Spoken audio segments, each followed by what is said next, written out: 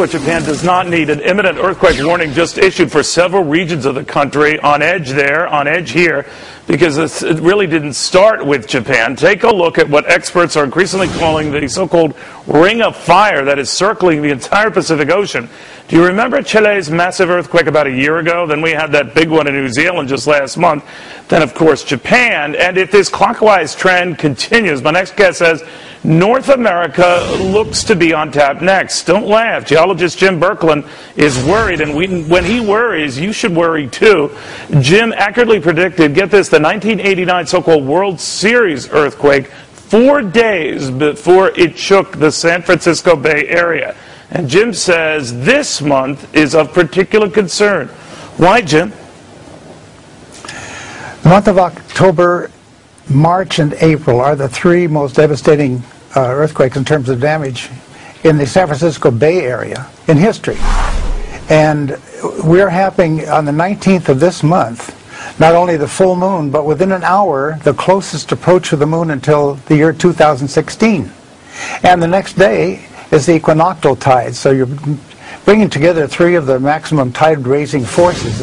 And we know about the ocean tides, but there's also an earth tide, and there's a tide in the groundwater.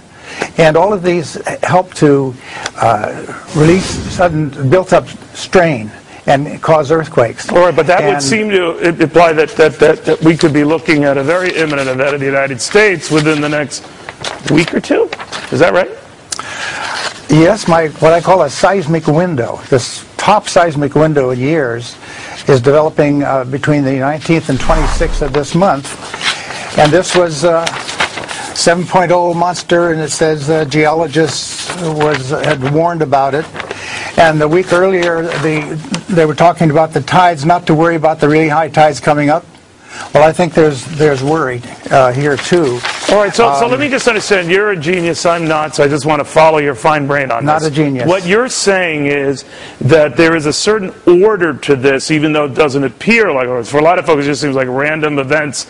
But you're saying that there is a process unfolding here. For California, California, Oregon, or whatever, what would that mean? What type of quake or disturbance or disruption would that be?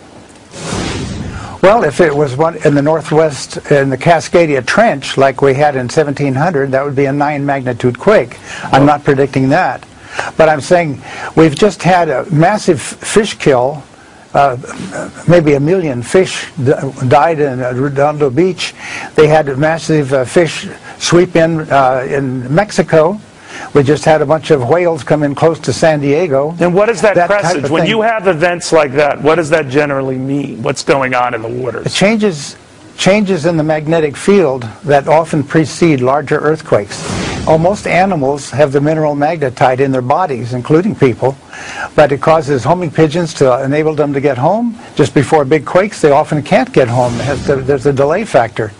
And so we look for those kinds of things. Just before the World Series quake, there was a very unusual beaching of rare beaked whales in the ocean beach of San Francisco, and then just after that, a equally rare pygmy sperm whale washed up at Santa Cruz within about 5 miles of the epicenter of the World Series quake.